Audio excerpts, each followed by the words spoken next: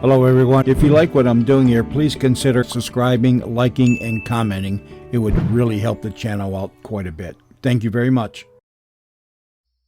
The CBS Radio Mystery Theater presents...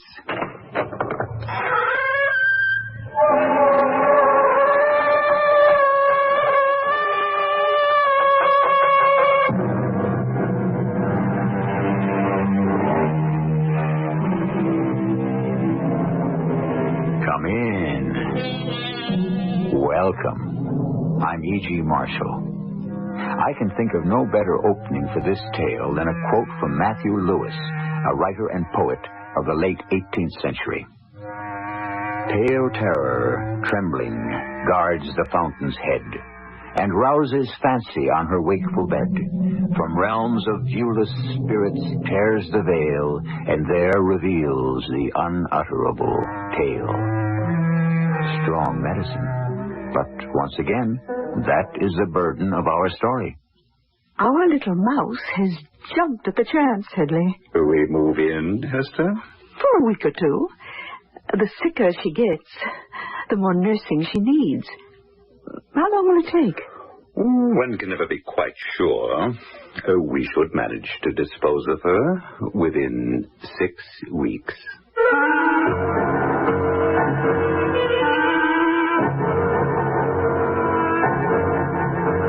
Our mystery drama, Will the Real Amy Stand Up?, was written especially for the Mystery Theater by Ian Martin and stars Jennifer Harmon. I'll be back shortly with Act One.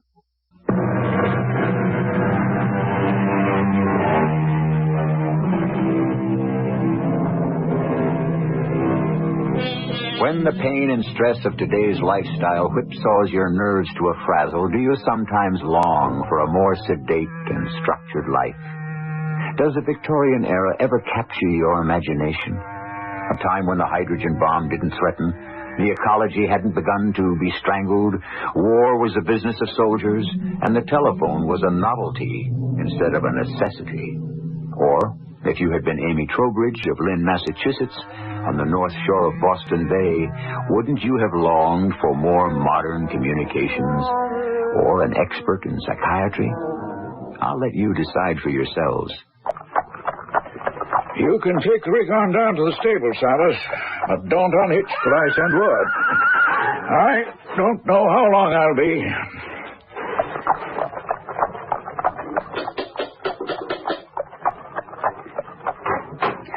Oh, it's you, Lawyer Clough. Come in. Well, what's the word, Mrs. Donnelly? Oh, about the Commodore. He's mighty low. Dr. Fennell and Miss Amy are with him now. I'm sorry to hear the news, but I was forewarned. In the midst of life, we are in death. Don't remind me, Mrs. Donnelly. I'm not so young myself. We don't matter. It's Amy. She's the one that's had to bear the brunt.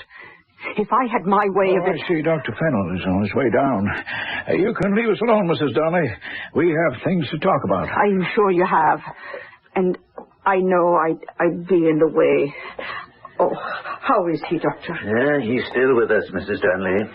But maybe you'd go up and give little Miss Amy some support. Oh, I'll do that very thing. Seeing you here confirms my diagnosis, Ephraim. What the Sam Hill does that mean? It takes the scent of wills about to be probated and property about to be distributed to flush out a lawyer. He's that bad, huh? No chance. Matter of hours, maybe a day. Does Amy know? Well, in a general way. I haven't forced her to face up to specifics yet. Ross, what's going to happen to her? I don't know, Ephraim. Pretty bleak future. Well, maybe it ain't all that bad. I mean, between us, she's going to be a very rich young lady. In worldly goods, perhaps. That's your business. I could only wish Commodore Stacy Trowbridge had left her a better world than my bailiwick. Meaning? I esteem the Commodore, but as a doctor, I have to face the fact that he was a difficult, selfish man. And even in dying, he's tearing that poor little girl apart. Well, maybe I'd better go up. No, I think this is a final gasp. Allow them that. But once the Commodore is gone, what are we going to do for Amy? Since Molly died, the Commodore has been her life. How can we protect her from falling apart once the center of her universe is ripped away? Well, there's always the housekeeper. Thank the Lord for Martha Darnley. I wouldn't be too hasty to offer thanks. Mrs. Darnley has her own problems. She has an enlarged heart. She wants to get out of service. As a doctor, I can't argue that she shouldn't. This big house, everything here, it's too much for her and Amy. Well, now, I think I know what to do. You do? I cannot, of course, reveal the terms of the will, but because of it, I know there are two rather obscure relatives who are, well, small beneficiaries, a niece of the Commodore's and her husband. I think I must contact them cautiously. It might be that our little Amy could find a home with them. Dr. Fenner, Miss Amy says she needs you there quick.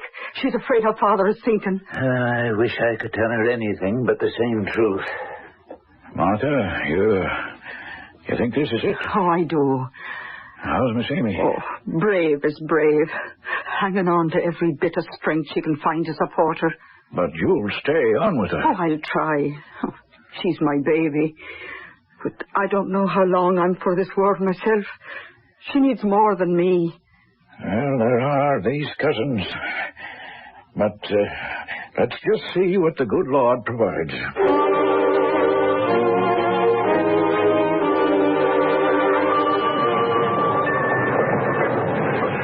Well, here we are in Boston. Doesn't seem all that different from Chicago, Father. Let's hope it will be, Mother. Oh, I wish you wouldn't call me Mother. Just have it, Esther. You call me Father. Allow me to get the bags down. I wonder if there will be anyone to meet us. No, I should think so. Our dear little cousin Amy. I rather doubt that.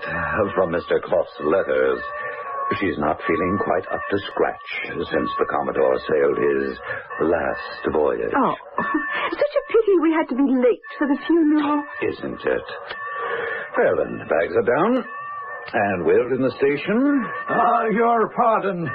But would you, by chance, be Mr. and Mrs. Hedley Spence of Wamshoot, Illinois? Oh, we are indeed, Mr. Ephraim Clough is the name. No, you're the lawyer who's written us. Yes, I am. I could have wished you could have gotten here sooner. Oh, we came as fast as ever we could. Oh, my dear Mrs. Spence, I implied no criticism of you or your husband. I merely meant that, unfortunately, the obsequies could not wait. You mean we missed the funeral? Yes, I'm afraid so. I tried to reach you by telegram, but... Oh, well, as it happened, we were no longer at the address that you had for us. Mail was being forwarded to us in Chicago. Then you were settled there. Well... Oh, yes and no. As it happened, I had closed out my business affairs in Wamshoot when your first letter reached us. And we had decided on a move to Chicago. More scope for a man to expand. Then when you contacted us, I said, Father? Father? A fond name I call my husband sometimes. Why must it be Chicago? I wanted the East and the sea and the coastline where I was born. So it was absolute manna from heaven when your letter came. I mean, voiding the sad circumstances under which it was written. Yes, now, if we are referring to the will, I must tell you that... The will? Oh, that is of no importance. As you said, we are minor beneficiaries. Well, to be frank, it's only a matter of perhaps $1,000. Well, when I realized how much my poor little niece or second cousin or whatever the relationship is exactly needs someone to take care of her, well, I made up my mind. And when she makes up her mind, nothing else is going to change it. What did you make up your mind to, Mrs. Spence? Why, sakes alive, that Hedley and me were going to come here and take care of poor little Amy till she found herself again. Oh, why, I never asked you to... As it happens, there is the housekeeper, Mrs. Darnley, who is still with Amy. Housekeeper, Mr. Clough? Well, I ask you at a moment like this, when the child needs flesh and blood. Mr. Spence, I will be frank. Mrs. Durnley is no longer robust. You see? So Amy needs us. If she wants us, of course. Oh, you could very easily be her only salvation.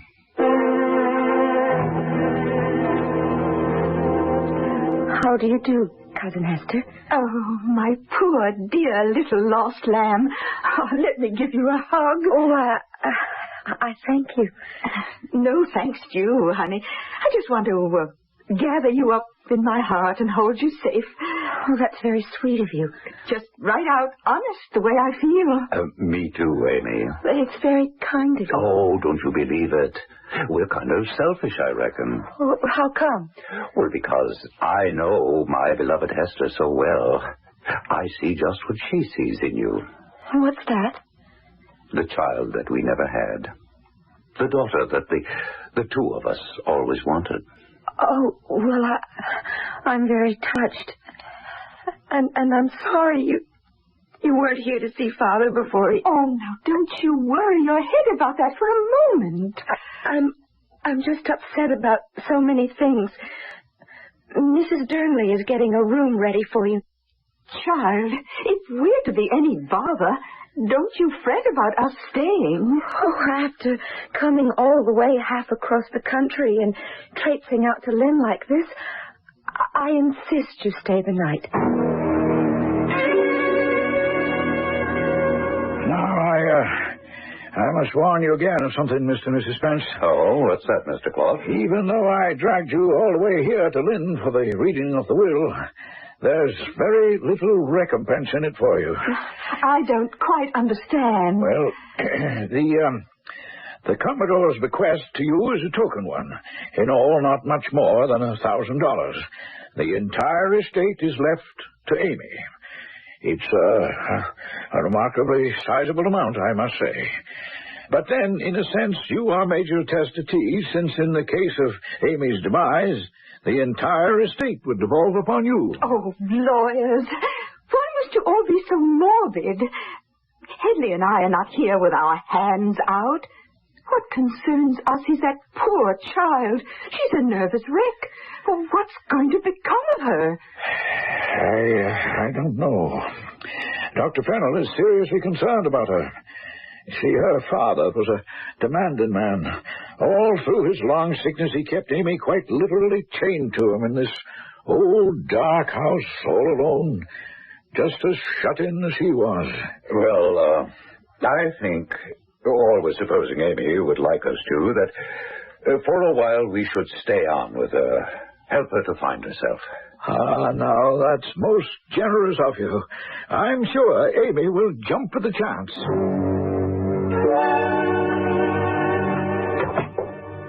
Well, Hester?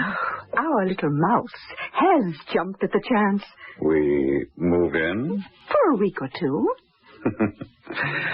That doesn't give us quite enough time. Oh, there will be ways to prolong our stay. The sicker she gets, the more she needs nursing.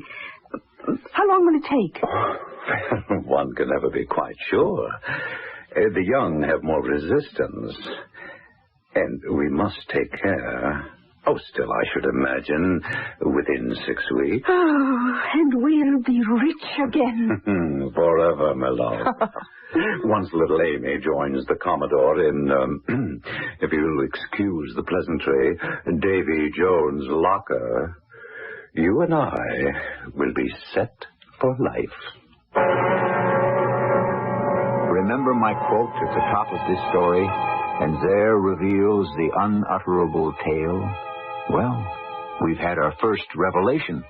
This kindly, compassionate couple are not at all what they seem. Worse than that, they are not only capable of murder, but seem to have already accomplished more than one. I shall return shortly with Act 2.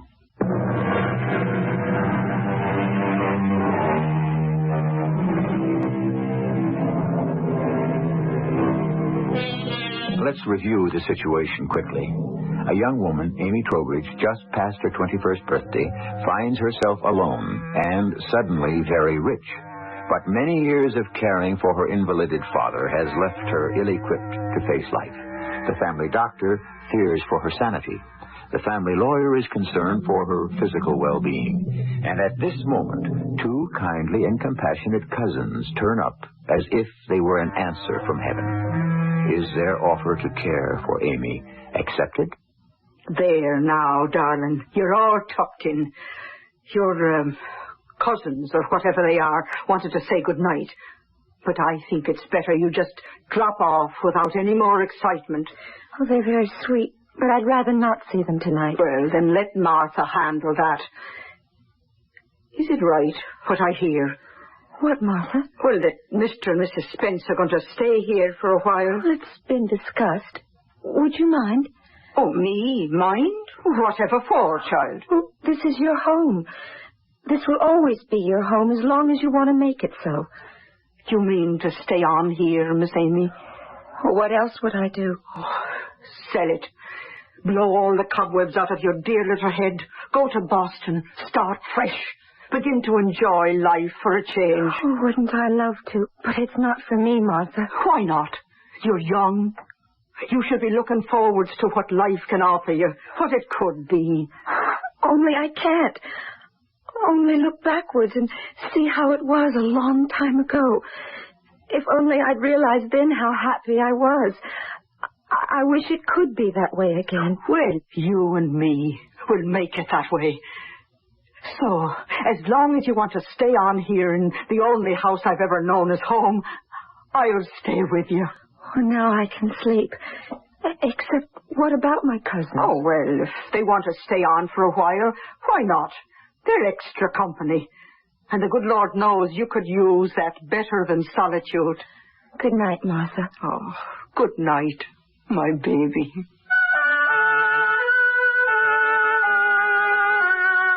And still I'm afraid.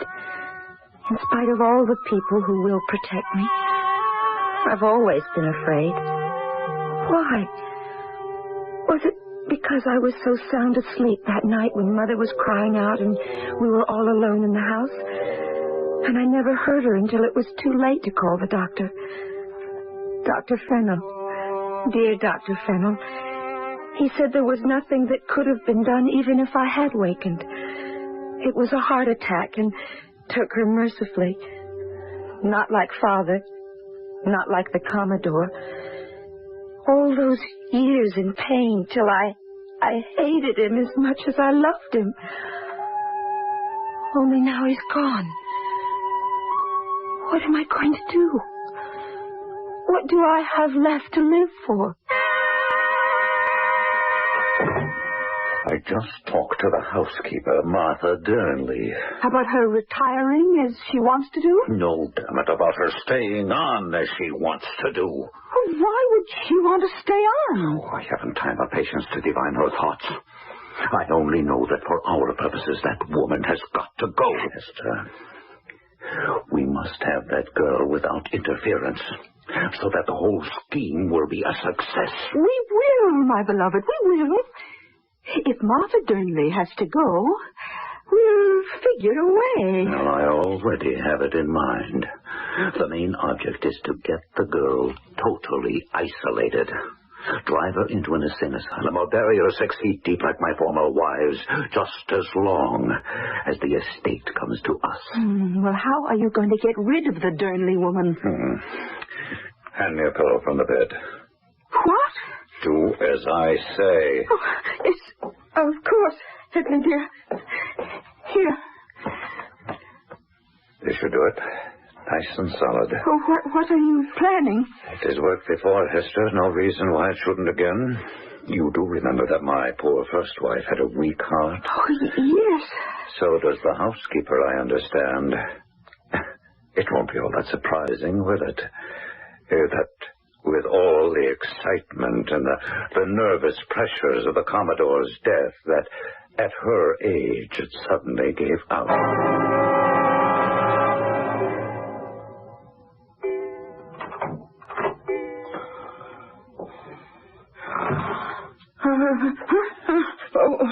What was that?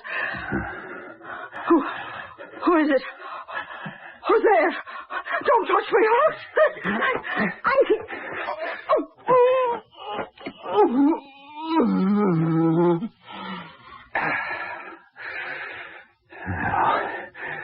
Good night, Mrs.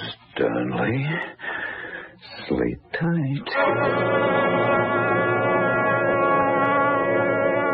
Well, my horses are getting restless. I'd best be off for Boston. Well, I'm sorry you have to rush away, Mr. Clark. Well, I don't think I'm needed here. And I do have busy practice back in the city. I had wanted to say goodbye to Amy. Oh, the poor lamb was just exhausted last night. She's still asleep. But I'll go waken her if you want. No.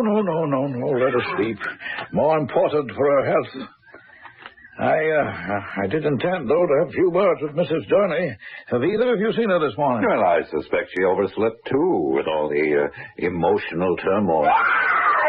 Lord heavens, what was that? Sounded like Amy. Hold on, let's get to her. Inside the house. Amy, girl, what is it? Oh, Mr. Clark, it's Martha. All right, now, what about her? Just try to pull yourself together. She's dead. She's lying in her bed, and I think she had a heart attack. But she's dead. She's dead. Hush now, child, hush. Give her to me, Lawyer Clough. This is woman's business. Mr. Clough, why don't you do what you can for poor Mrs. Durnley while I go fetch the doctor?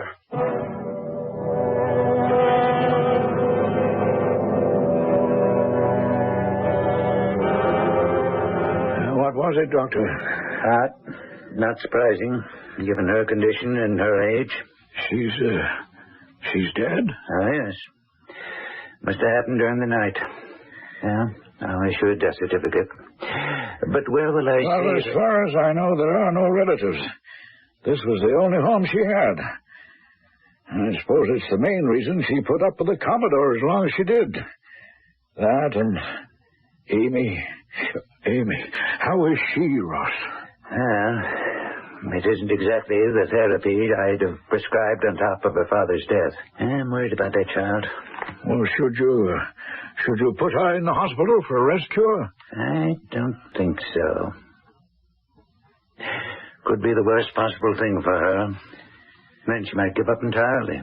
Oh, what do you mean? I wish I knew. That child has been dependent and manipulated so long by people and circumstances. She's lost herself. She has to find herself right here where she got lost in the first place.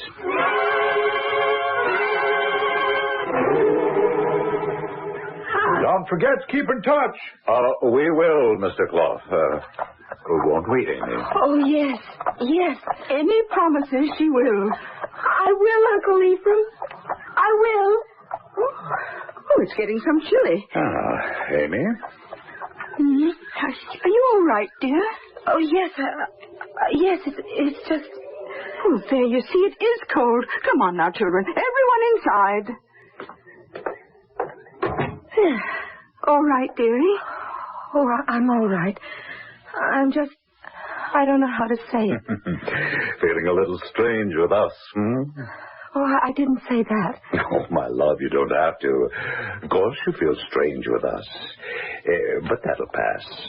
I promise you. Now, Headley, don't bother poor little Amy. Oh, he's not bothering me. Something is? Well, yes, it's silly, isn't it? But I don't know what to call you. Oh, well, now. There's a silly state of affairs if we're all going to be living together. We'll have to solve that right away. Well, I mean, I can't call you Mr. Spence and Mrs. Spence. That doesn't seem right. But then neither does Hester or Headley. Because we're so much older? Well, I didn't mean to say that. Why, the devil not. It's true enough. Headley, stop teasing. I tell you what would be good, if you like, Amy. I know Headley and I would. How about Uncle Headley and Aunt Hester? I couldn't have asked two people to be more kind or attentive to me. They were so good that I was ashamed of myself for not being able to lavish the same affection on them. But something seemed to hold me back. Maybe it was because in the days that followed, I just didn't feel well. I'd get such cramps in my stomach after eating sometimes. And my hair and my nails were sort of dry and brittle. Dr. Fennell dropped by to see me and gave me quite a lecture. You've got to stop dwelling on the past, Amy. You're making yourself a nervous wreck. I know. It's just that I was so used to taking care of Daddy and having Martha take care of me. I'm just all out of kilter. Amy, I'm leaving day after tomorrow for New York to attend a seminar. I want you to be a good girl. Take care of yourself while I'm gone. I promise. When will you be back? Oh, 10 days, 2 weeks. Young Dr. Marvel will be covering for me while I'm gone. Well, I'm sure I won't need to call on him. No, I hope not. Try to eat, drink plenty of water, and most of all, try to find your real self, Amy Trowbridge. Once you do, you won't have a worry in the world. He was such a sweet man. I never had been able to explain to him the real problem. How alone I felt. Abandoned. Ever since Mom died. Just me, Amy, locked away in this seaside house with a father who didn't know how demanding he was, burying me day by day, week by week, year by year. I suppose everybody feels alone sometime. But I can't believe many people are like me. So alone all the time. Amy. Amy. What? Who's that? Don't you remember me? How could you have forgotten? It's Clara. Clara. Clara? That's right. I haven't thought of you in years. I know. Because you didn't need me again. Till now. What do you mean, need you? You're all alone. That's the way I happened in the first place. I was just a little girl then. I had to have a companion. Every little girl who's lonely makes up an imaginary companion, doesn't she? I don't know. I only know about me. That's why I came back. But I'm too old for childish fantasies now. Not too old for me, Amy. You need me. For what? What they're trying to do to you. Why were you so afraid to mention it to the doctor? I would have. Next time you see him, I'll make sure you do it. But what are you going to do in the meantime? What do you mean? You know what I mean. What you suspect. What you're afraid to recognize. Are you going to let them kill you? Lying on the bed, in the dark, on a night heavy with the threat of an impending storm, Amy is frozen in terror. Is there really someone else with her? Or is what she fears herself, and what Dr. Fennell fears, happening to her at last? Can she be losing her mind? I shall return shortly with Act 3.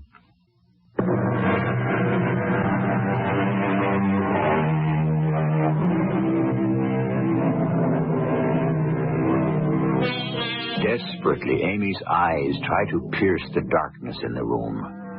Is that a deeper shadow against the gloom? The shifting outlines of a girl about her own age, from which the tantalizingly familiar voice comes? The voice which speaks a horrifying fact she thought was buried too deep within her for anyone to know. A thought she had never, till this moment, allowed herself to imagine might be reality, and which now she is still afraid to countenance. When I was a little girl, I needed a playmate. I didn't have anyone else, so I had to make one up. You didn't make me up. I was always here. But I'm too old for that kind of thing now. I mean, people who have dream companions no one else can see or hear are sick. It isn't I who's making you sick, Amy. What are you trying to say? What I said before. You never had pains in the stomach before they came. Are you just going to let them kill you? Them? Uncle Hadley and dear Aunt Hester. It's up to you. You're the only one who can decide. Decide. Amy, dear, can I come in? Oh, just a moment. Clara. Oh, she's gone. Yes, Auntie. Come in. Oh, were you asleep? I think I must have drifted off. Oh, I'm sorry. I just came up to make sure you'd taken your pills and bring you a nice cup of cocoa. Oh, thanks. But I don't... Oh, now, just what you need on a stormy night like this. Oh, you want me to light your lamp for you? I don't think so. Maybe if you could just leave some matches. Oh, I have some in the pocket of my apron. I'll just put my lamp down. And the cocoa. And here are the matches. Oh, it's quite a storm. Now, drink up your cocoa like a good girl while it's still hot. I really don't want it. I'm feeling a little sick to my stomach. Oh, just what you need to settle it. I'll drink it later. Now, I warn you, I'll sneak back once you're asleep to make sure. Well, I reckon I should get along. Good night, Aunt Hester. Good night, Amy. Go ahead, Amy. Why don't you drink the cocoa? Why don't you go away, Clara? I don't feel like playing games. This isn't a game. You really think they want to poison me? Why take a chance? But what do they want? The money, Amy. What else? They can't be so evil. No one could be like that. What about Martha? Martha. Funny she should die so suddenly. She had a weak heart. Did she? Just look out for yourself. How? First off, don't drink the cocoa, whatever you do. Pour it down the sink. And tomorrow, get away from here. And then, you can afford it. Well, you're right about one thing. I'm not going to drink the cocoa. I'll take it to the bathroom and pour it down the drain. Right, Clara? Clara? Oh, I want to see you. I can't even remember what you look like or who you are. If you want to see me, look in the mirror. The mirror. The mirror? All right. Well, what did you expect to see?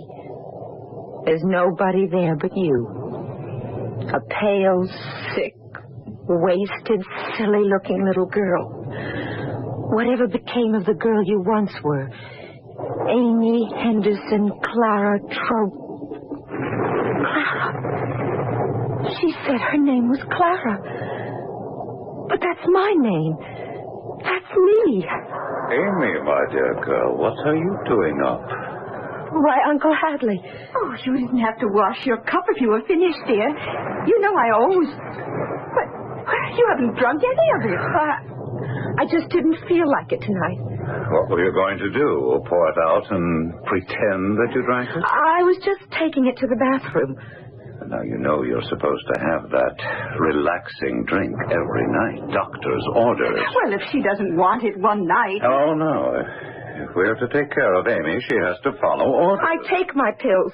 What difference does it make if I don't drink some old chocolate or whatever it is? Well, you know what it is. And you're going to drink it. Don't you try to order me around the way my father did.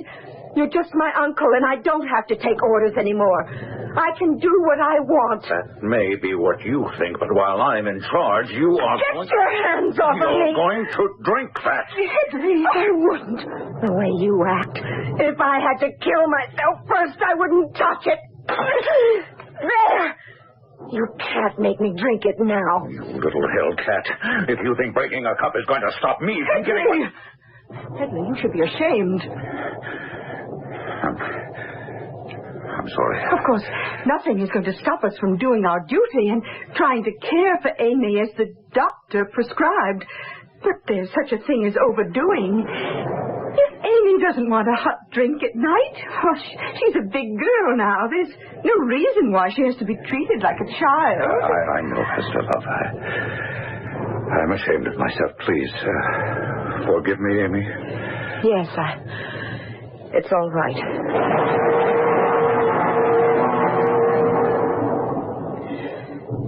What am I going to do? I know now that they mean to kill me. But where can I go? Where can I run to on a night like this? Even if they'd let me run. I'm all alone. Clara? Clara? Where are you now? I need you. Clara. There is no Clara, Amy. I was always only in your mind. I am you. The real you. It's time you faced that and made your own fight. I have to find a way to protect myself. The revolver. Father's revolver. It's in the chest. If I have that, they can't stop me. I can get to the stables and escape. There's nobody left to count on but myself.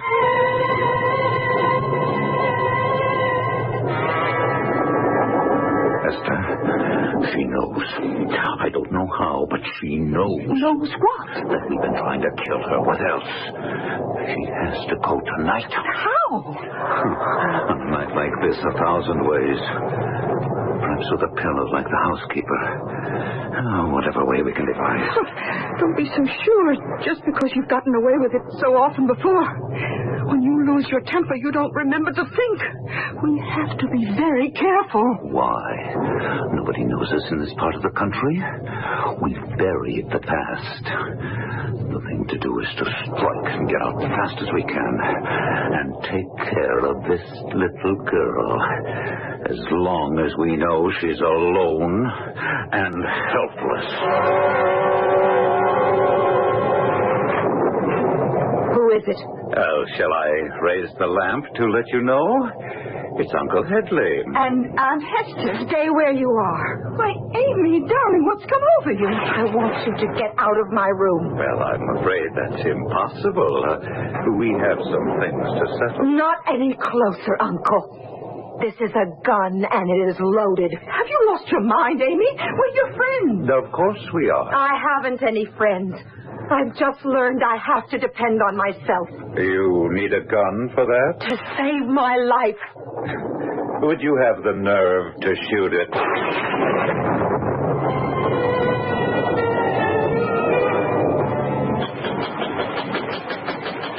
Yes? Who the devil are... Dr. Fennell, I apologize for knocking so late. I'm from Illinois. My name is Lieutenant Detective Worth, Hampshire Police. I need to talk to you, sir. If you'll let me in, I think you may find it as urgent as I think it is. Bless my soul. Yes, come in, young fellow. Come in, by all means, do.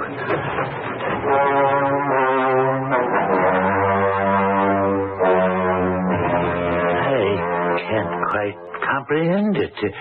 This man, Headley, has already murdered 2 wives? Yes, sir, we know he has, but we don't have enough proof. Ah. And you think Amy Trowbridge is in danger? Look, I traced Hadley Spence to Chicago. From there, through a lucky break, to Mr. Ephraim Clough in Boston. He referred me to you, so I came straight on down here by train. If it hadn't been for this weather, I'd have been here at a reasonable time. Well, now that you are here, what should we do?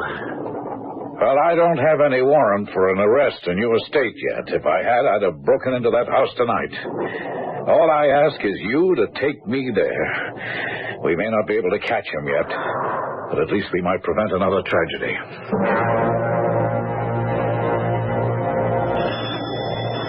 There's someone at the door. Oh, what shall I do? Headley! Nothing.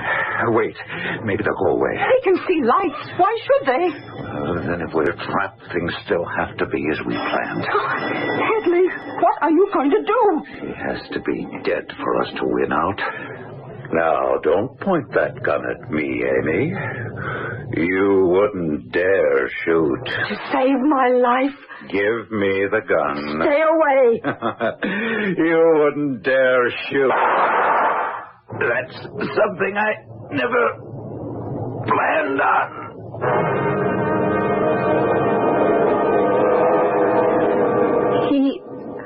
I never meant to pull the trigger, but I knew it was my life or his. Hush now, Amy. It was self-defense. If you'll excuse me, Miss Trowbridge, this man has already killed 2 wives in cold blood with the help of his woman partner. It's almost certain we can prove he killed your housekeeper, and he certainly intended to kill you. The man was an executioner, not worth a single regret. Thank you, Lieutenant. But I just wish that I hadn't been the executioner. That's our fault. And I should have left you alone. Oh, I wasn't alone. What's that? I had Clara back with me. That's what really saved me. Clara?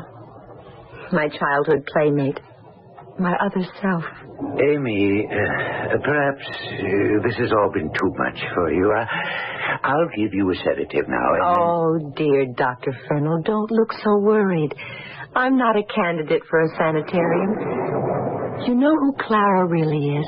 Who? She's me. The real me. The one that's been buried all these years. It just took a big enough shot for me to let her out. Amy, my dear, you... No, Doctor. I'm not going to be Amy anymore. And you're going to have a big problem off your hands. Now that I've found myself, I'm going to be Clara. It's one of my names anyway. Clara Trowbridge. And I promise you, she can take care of herself. Esther and Headley Spence were charged with attempted murder and the homicide of Martha Durnley, the housekeeper. But first, they were taken back to Illinois, where they were indicted for the murders of the 2 women Hadley had poisoned there. Amy sold the house in Lynn and moved to Boston, where she began a new life as her alter ego, Clara Trowbridge. I'll be back shortly.